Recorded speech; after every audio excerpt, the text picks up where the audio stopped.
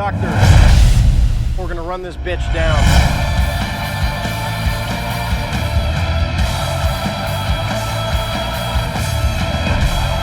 Tell your sister I love you both. Tony Scott loves using Denzel Washington like crazy, as Ridley Scott loves using Russell Crowe, as Tim Burton loves using Johnny Depp.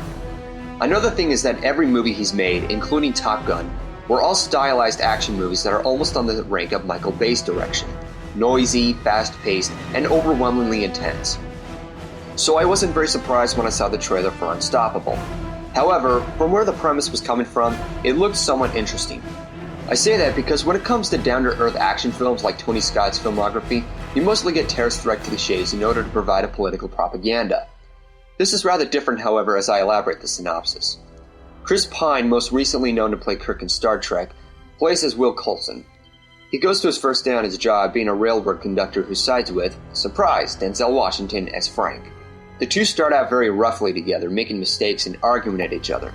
Meanwhile, a moronic train engineer, and trust me when I heavily say moronic, controls a train with 777 labeled on the front while carrying several train cargoes filled with toxic, flammable chemicals.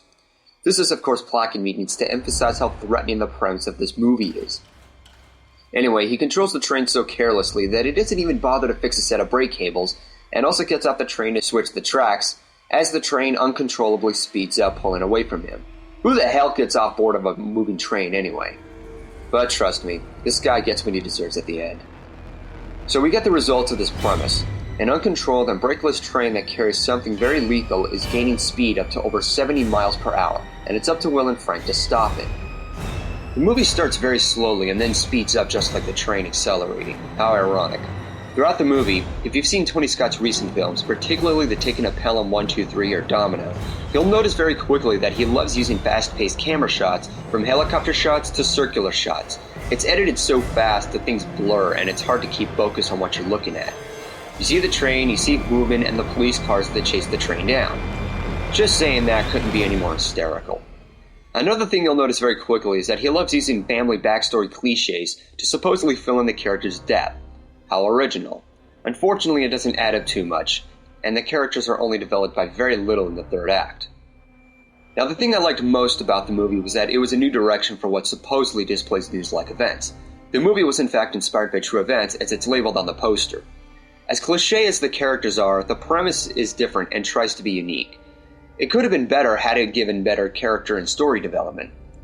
At the end of the film, we're given a text scroll describing what happened to the rest of the characters. Seemed kind of a cheap way to end a story, don't you think? Now I know this movie's not meant to be taken too seriously, so I did turn off my brain to enjoy it for what it was.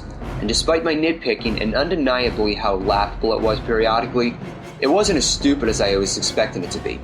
You get some nice stunt work, you get your style, a touch of humor, and big name celebrities that will result into a simple popcorn movie. Nothing special on the menu here, folks, but it's not like it was ever expectable under Tony's hands. It's as good as it is, and it's better than Taking a Pelham 1, 2, 3. If you have nothing else to do for an hour and a half, knock yourself out on this. Unstoppable gets a 3.5 stars.